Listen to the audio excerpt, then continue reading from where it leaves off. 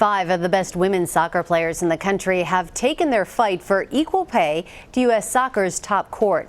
They filed a complaint alleging wage discrimination. Several of the players say they've proven their worth over the years, just coming off a World Cup win over the summer.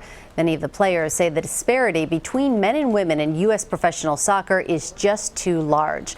According to the team's complaint, the men's next World Cup team in 2018 will make $76,000 per player, while the women's World Cup champion team was awarded only $15,000 per player.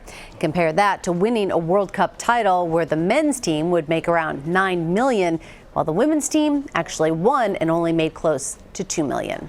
Roger Gonzalez is a CBSSports.com soccer writer. He's with us now. Roger, thanks for your time. Thank you for having me. So explain the timing of this. Why exactly are they filing this complaint now? Yeah, I think it's one of those things that, you see the success the U.S. women's national team has had. And, with the numbers that you showed with the difference in pay and just, with 3 World Cup titles and soccer just growing so much in this country, it's kind of come to the time where, they feel like something should be done, and they're speaking out about it and hoping, for changes in the near future. Well, there's a clear disparity. I read that the women brought in almost $20 million more than the U.S. men's national team last year. How do professional U.S. women and men make their money? Well, when you look at the men's side, so many of them play overseas, a lot of big contracts over there, some have sponsorships, and there's some sponsorships on the women's side as well. But when you look at the professional league in the U.S., where the majority of the U.S. women's national team plays, the minimum salary there is $6,000 for 6 months. And so outside of just the club soccer, a lot of these players rely on the income that they receive from, World Cup appearances and just other tournaments. And so it's for the men's side, it's more kind of like bonus pay. And for the women, it's something that they certainly count on and want to get paid equally for.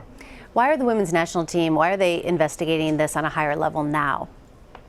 Yeah, well, I think it's been something that's kind of been brewing for a couple of years, and now just with the success and that number that you said, the $20 million more that they brought in for U.S. soccer last year, that's obviously a huge amount. And so now it's just one of those things where, just seeing what possibly can be done with the success that they've had. And, U.S. soccer is obviously growing in popularity.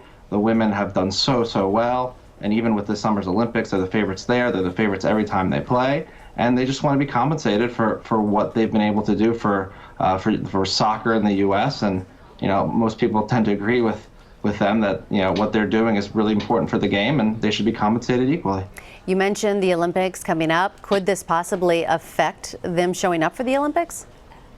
Yeah, that's something that it's kind of have a wait and see. I wouldn't expect that to happen, obviously, with the success of the Olympics and trying to build off that and keep their streak going of winning the gold medal. It's hard to envision them just saying, okay, we're not going to play. U.S. soccer came out with a statement today saying that, they're disappointed in the actions of the players by coming out and saying this, and really that, it's one of the things where it doesn't sound like they're really going to do anything at this point. So I think it's more of just getting their voices out there, having their voices heard, and, building towards the summer and winning the gold medal would just give them more evidence as to why they deserve equal pay.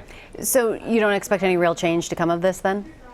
Yeah, it's going to be tough because, obviously with just coming out with this and, with, as I said before, with the compensation that you receive from the clubs, there's issues on many levels. But with the international scene, I think with this, if they continue to build off the success that they've had, possibly we could see changes in the future, but I don't think it's anything we'll see in the short term, especially with a busy summer coming up.